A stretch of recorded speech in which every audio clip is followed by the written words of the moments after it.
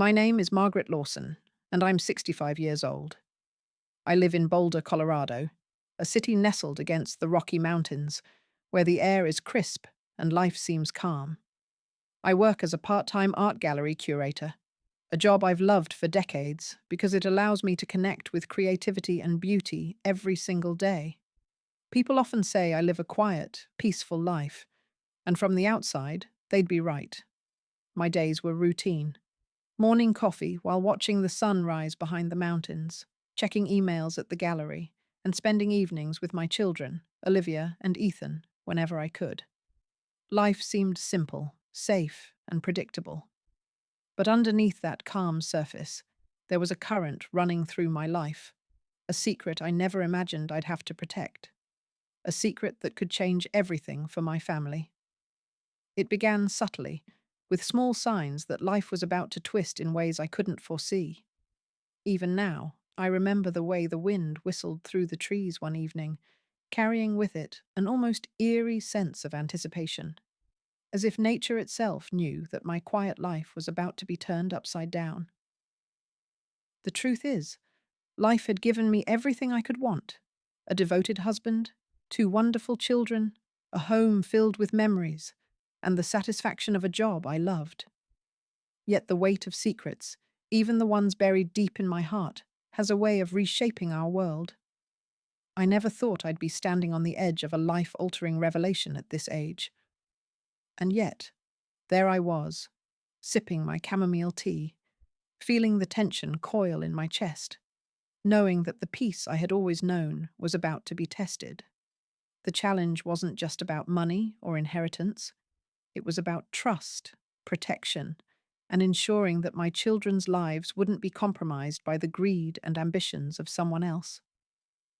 Little did I know, the next chapter of my life would demand courage, patience, and cunning I didn't think I possessed.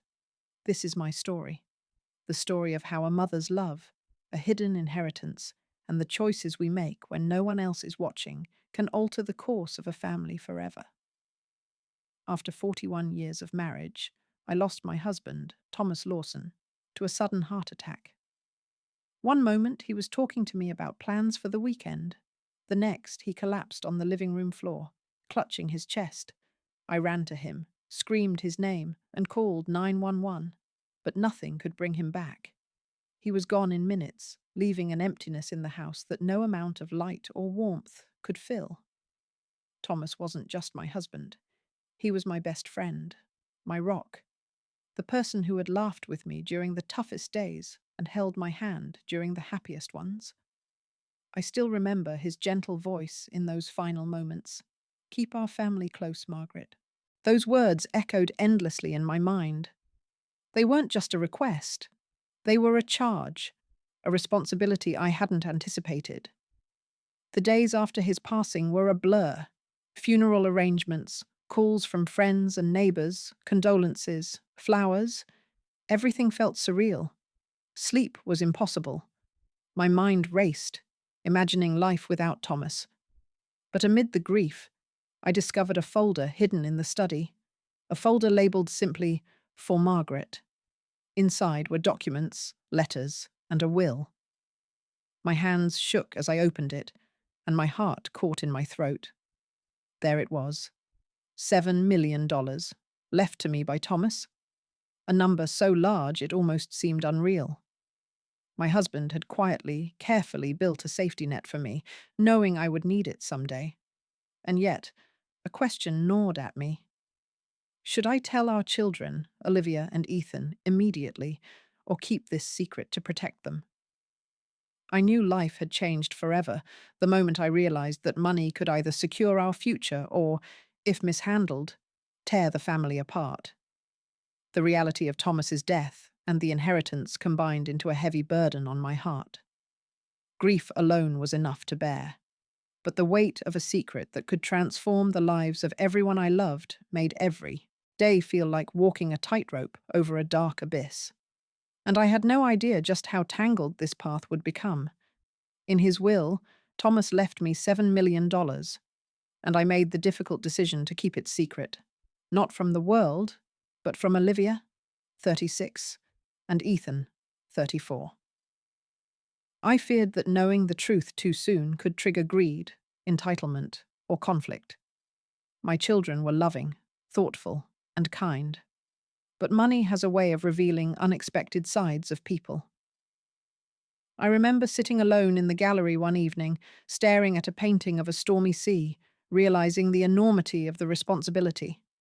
This wasn't just money, it was power, influence, and security.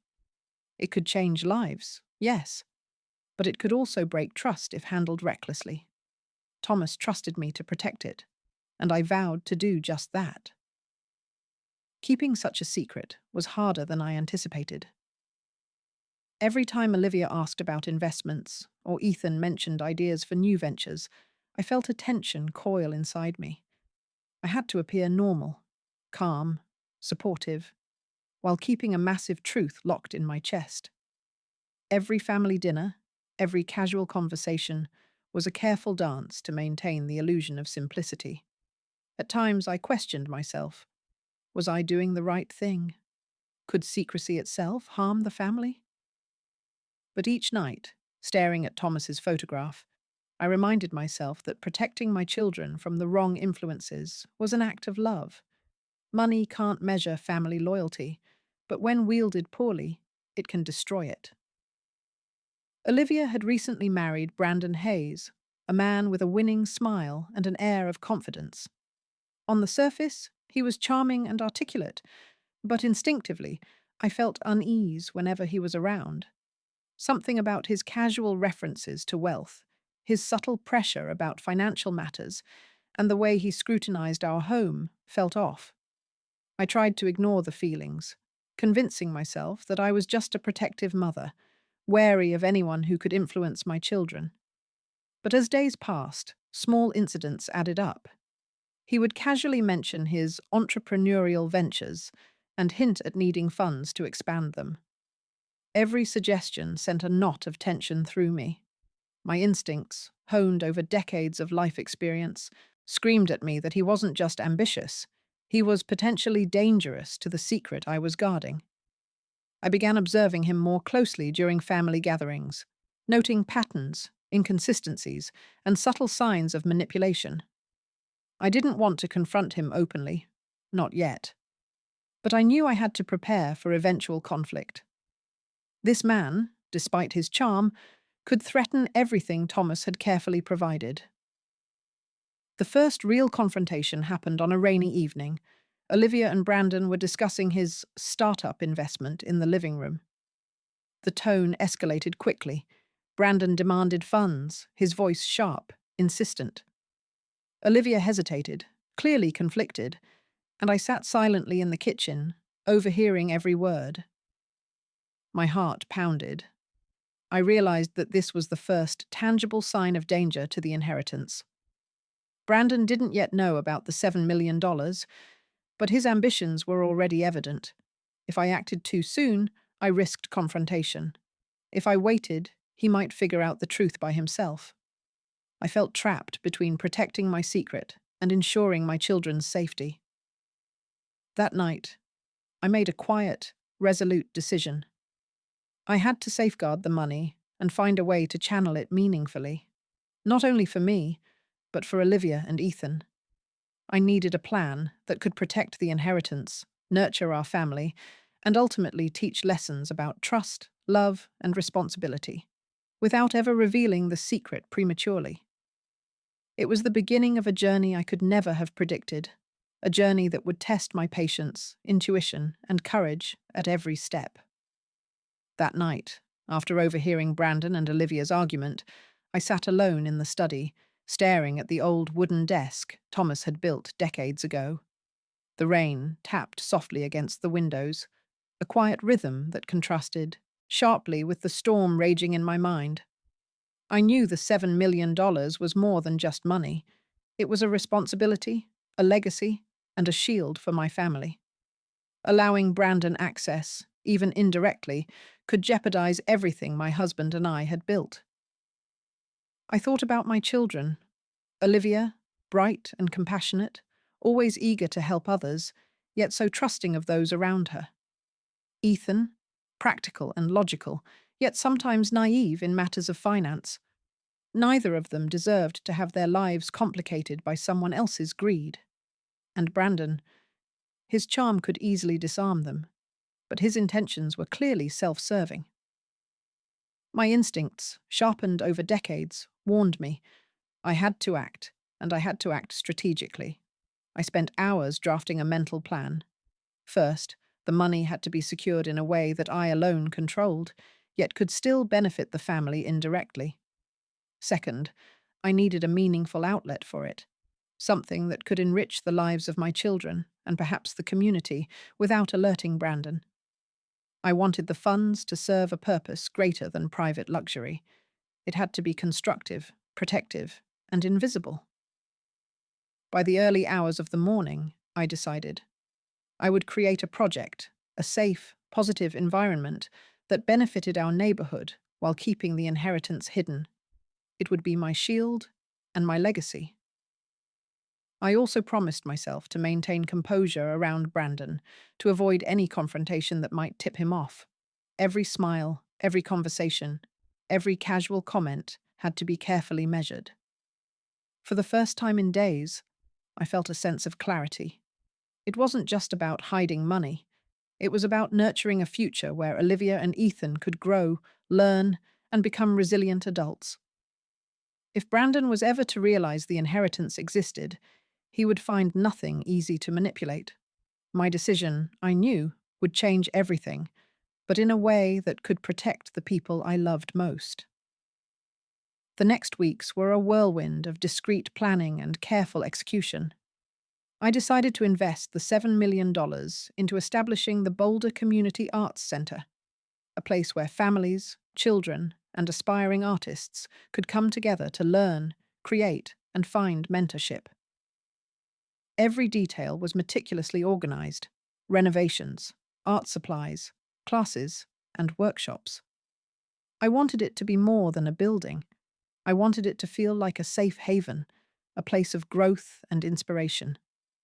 Every day, I visited the site, inspecting progress, speaking with contractors, and quietly funding initiatives behind the scenes. I never mentioned my name publicly.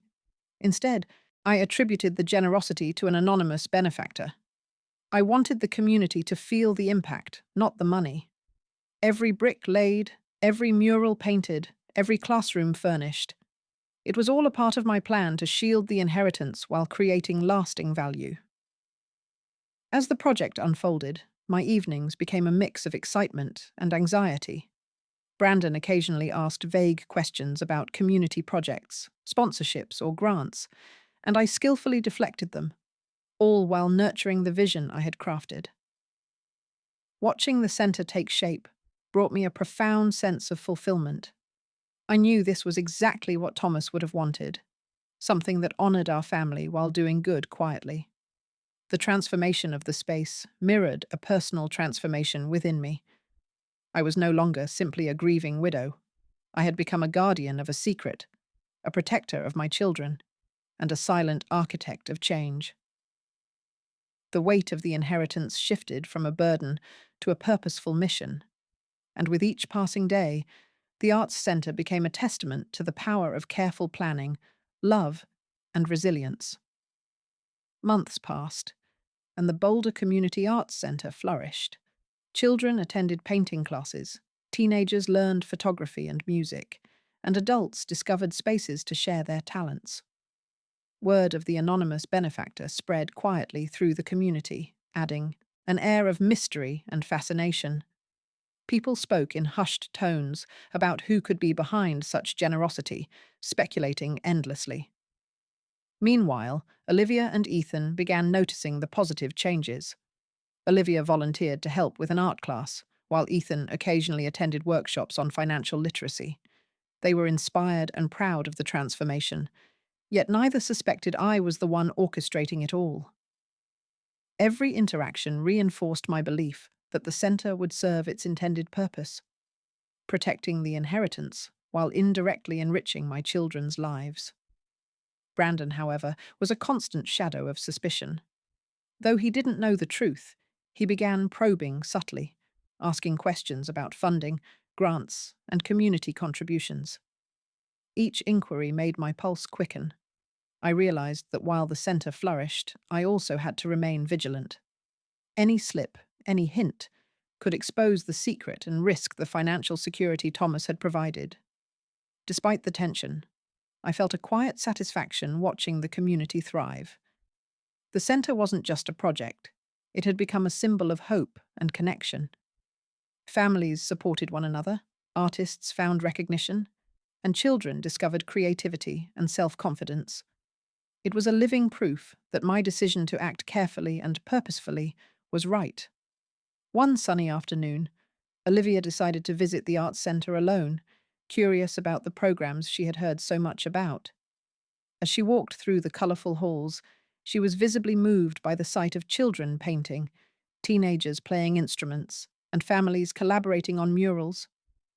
Her eyes glistened with tears as she turned to me, who was observing quietly from a corner, and asked softly, "Margaret, who made this possible?" I smiled gently, my heart aching with the desire to reveal the secret, yet knowing the timing wasn't right. "A friend," I replied simply.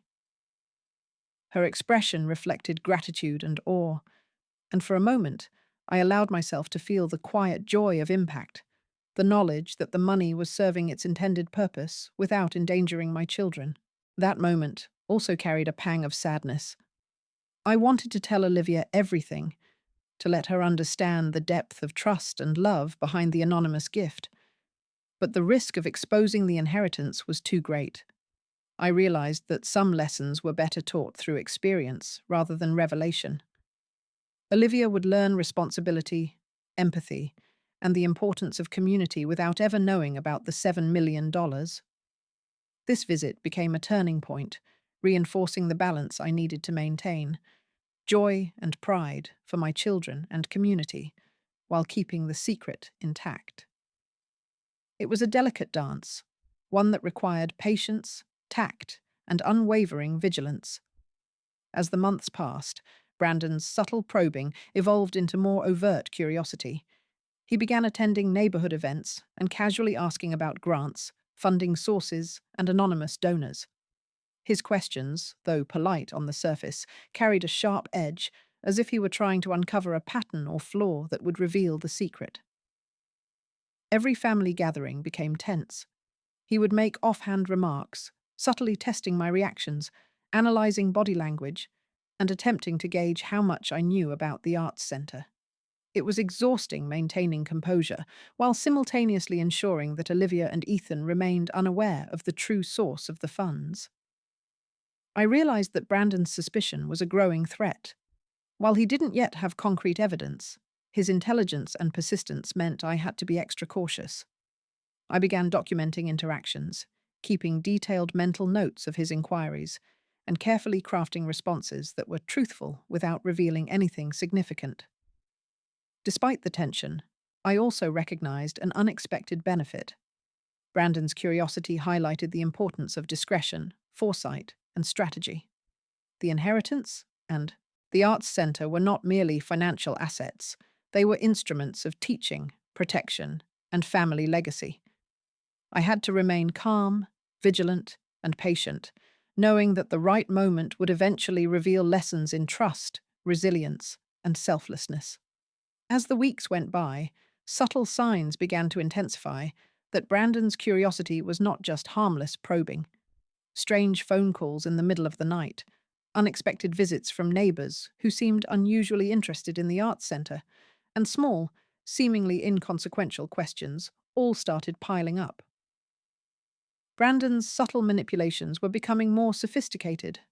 I had to remain calm, patient, and vigilant. Every interaction required careful navigation. At family dinners, he would casually mention art programs, community initiatives, or anonymous donors, watching closely for any hint of a reaction. His charm made it easy for him to mask his intentions, but my instincts had sharpened over years of life experience. I learned to read the smallest gestures, an eyebrow raised, a pause before answering, the faintest shift in tone. Meanwhile, Olivia and Ethan continued their involvement with the Arts Centre, unaware of the danger lurking just beyond their awareness. Olivia volunteered enthusiastically, often speaking of how inspiring it was for the children and the community, while Ethan offered logistical and financial advice for programs without suspecting the true source of the funding. Each day, I watched them with a mixture of pride and anxiety, knowing that the secret inheritance had to remain protected. I also began implementing small preventative measures. Important documents were moved to secure storage, financial transactions were discreetly handled, and communications about the centre were carefully filtered. Even as I nurtured the growth of the Arts Centre, I was constantly aware that Brandon's intelligence and persistence made him a real threat. At the same time, I realized something unexpected. The tension was also teaching me resilience and strategic thinking. While I wanted to protect my children and the inheritance, I was also learning to balance secrecy, morality, and patience. This delicate dance had become an essential skill, one that would ultimately determine the safety and legacy of my family. One stormy evening, a sudden downpour struck Boulder. The rain was relentless, pounding on rooftops and streets, turning the city into a blur of grey and water. I received a call from the project manager at the Arts Centre. The roof had leaked, damaging several classrooms, including the newly installed art supplies and murals created by local children. Panic gripped me. Years of work, dedication, and careful planning seemed to be at risk in an instant. I could almost hear Thomas's voice telling me to stay calm, but fear and adrenaline coursed through my veins. I knew that if the damages weren't addressed immediately, it could set the project back months and risk revealing vulnerabilities to Brandon's suspicions. I drove through the storm to the Arts Centre, heart racing, windshield wipers barely keeping up with the torrential rain. Upon arrival, the scene was worse than I imagined. Soaked walls, ruined canvases, waterlogged instruments, and a general sense of chaos. Volunteers and staff were scrambling, trying to salvage what they could, but the damage was significant. For a moment, I felt paralyzed. The inheritance, the secret, the trust of my children, and the hopes of the community all seemed to hang by a thread. But as I looked around at the determined faces of the staff and volunteers, I realized that panic alone wouldn't solve anything. I had to act decisively. We moved supplies to a safe area, assessed the damage, and called in emergency repair teams. The storm was both literal and metaphorical, a reminder that life's challenges are unpredictable and relentless. But it also served as a turning point, reinforcing the need for resilience, strategy, and unwavering focus. In the face of adversity, the following days revealed something remarkable. Olivia and Ethan, unaware of the inheritance or the full scale of the storm damage, rallied together to save the Arts Centre. Olivia organised community volunteers, reaching out to local artists and parents. Ethan coordinated logistics, supplies, and emergency fundraising efforts. Their energy, commitment, and passion were nothing short of inspiring. I watched quietly, amazed by their dedication. Even without knowing the truth, they were displaying the very qualities I had hoped to instill through my secretive actions: leadership, compassion, and responsibility. It was then that I realized the inheritance was never about money. It was about creating opportunities for growth, resilience, and integrity. Brandon was present during some of these recovery efforts, but he was unaware of the underlying secret. His assumptions about wealth, power, and control proved irrelevant in the face of my children's genuine effort and selfless action. I could see that the family bond, community support, and personal responsibility were far more powerful than any financial leverage he might have imagined. That period of crisis became a defining moment. It validated my decisions, my patience, and the careful planning that had preserved both the inheritance and the family's integrity. The Arts Centre was not only saved, but strengthened, and the children's sense of accomplishment and pride was now intertwined with their personal growth and understanding of responsibility.